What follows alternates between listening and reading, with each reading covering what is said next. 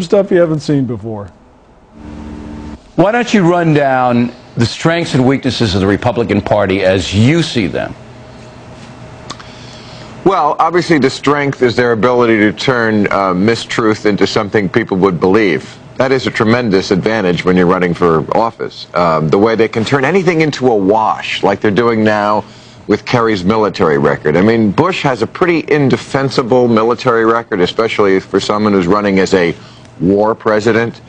But they're able to muck up John Kerry's record, spin it, tarnish it to the point where people go, hey, you know what? There's some crazy stuff about Bush in the war, and there's some crazy stuff about Kerry. It's a wash. That's what they do so well. They did it when the Iran stuff came out in the 9/11 report. That was a big, big story, that we attacked the wrong country. Iran was the one who actually enabled the 9/11 hijackers by not checking their passports. But it was the same week that some stuff came out about Sandy Berger stealing some papers in his pants. It's a wash.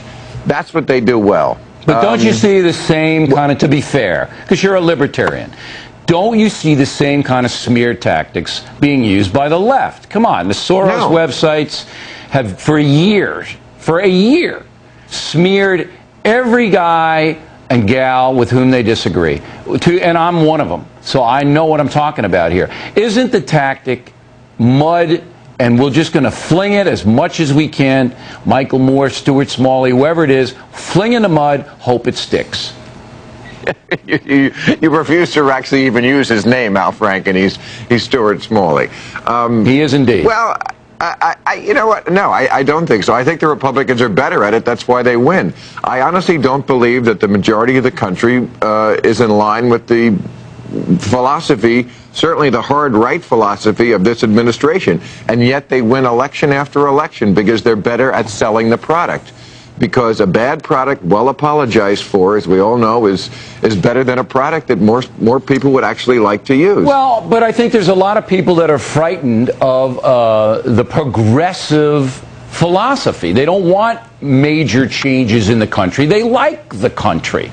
And they understand that bad things happen in war, and they're not ready to throw the guy to the wolves. If he was as bad as you think he is, he'd be behind by 40% in the polls.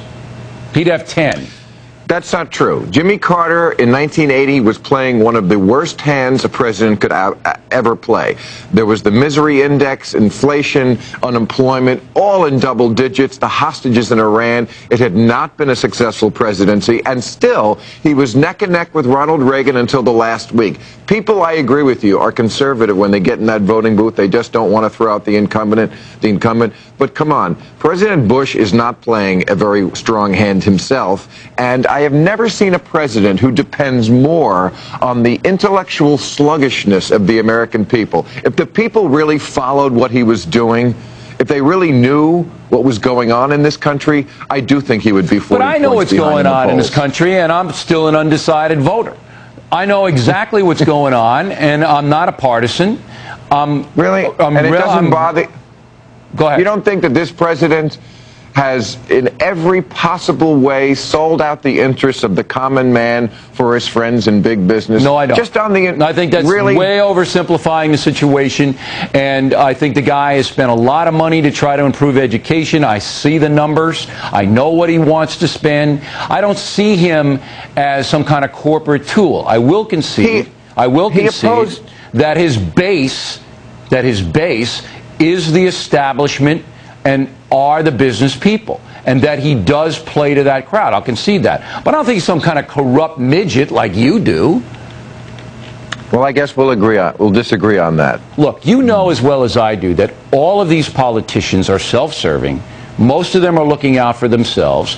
If you look at Bill Clinton's record on the draft, on Vietnam, on education spending, on all of this, and you look at George Bush's record, they're pretty much the same, are they not?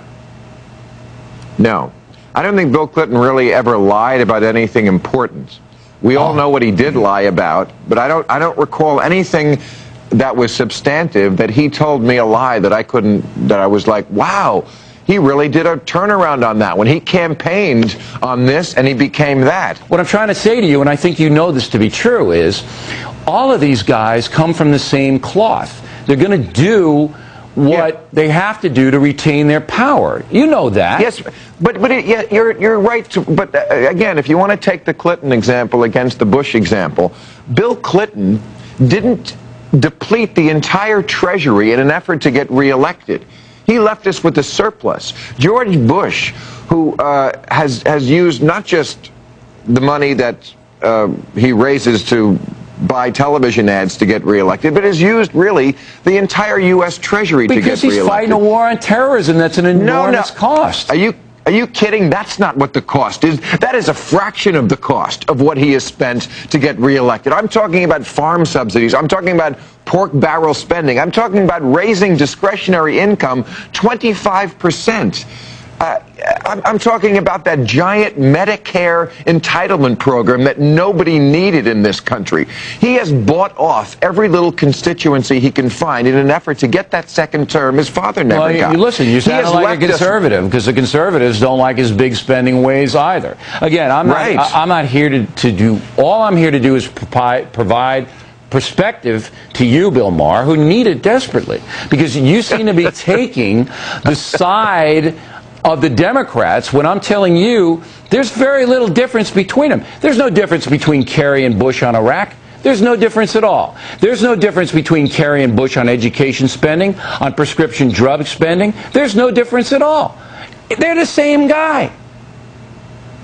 Well, there is less difference than a lot of us would like. There's no I would agree difference. With that. They're going to be agreeing with each other on the debates. Well, again, I don't think that John Kerry is going to give tax breaks to the rich people. Tax breaks to what rich people? The rich people carry all of the federal income tax in this country. You know that because you're rich. You pay it. Yeah, I pay it, and I would gladly give it back.